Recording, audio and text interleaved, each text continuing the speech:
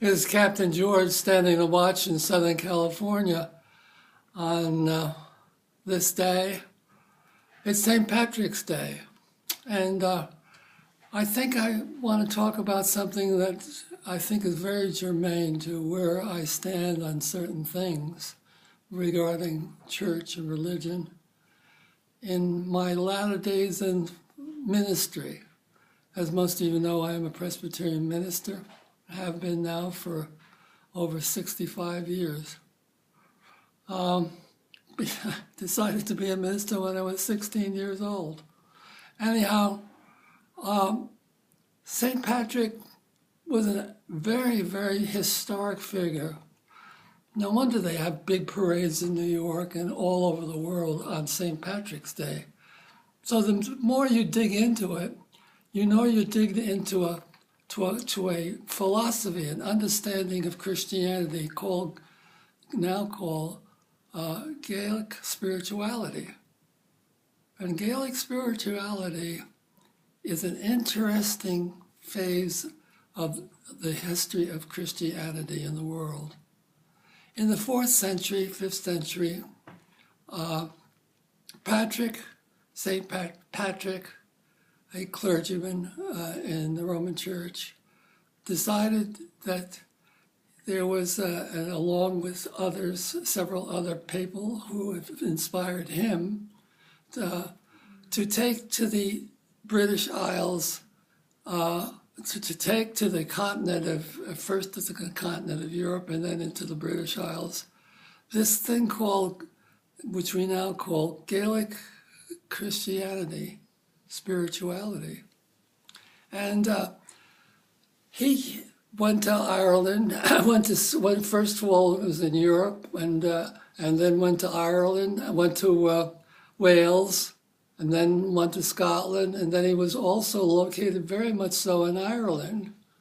And he brought this message that the church was going wrong in Rome in those days, and it was the major church. I mean, the religion of Christianity was a state religion, and it wanted to be conquered the rest of the world in the name of this religion, and he took it. There was a departure, a rather serious departure from that concept, which came with great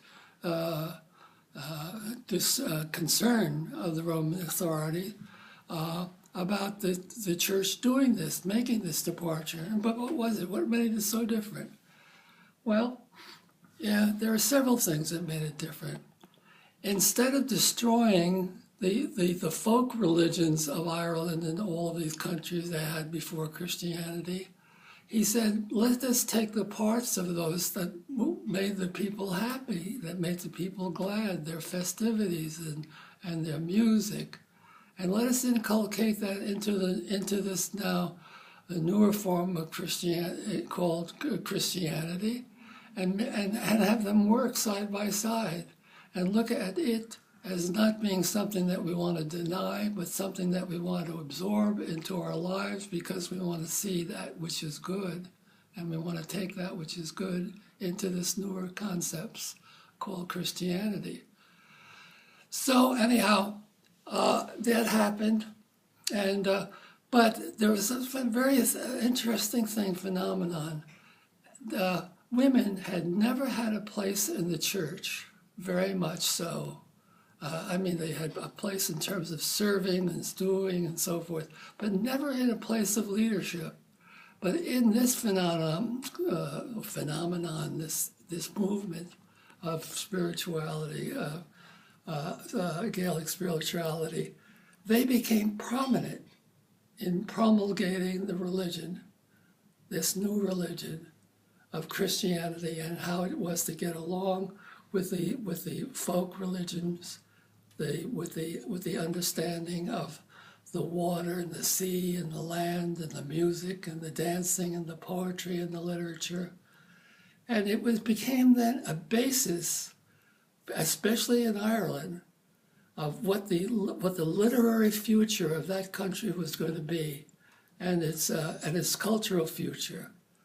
And it was unbelievably strong, even up until the 20th century, when more Pulitzer Prize winning and Nobel Prizes are won from this small country than all the other countries in the world.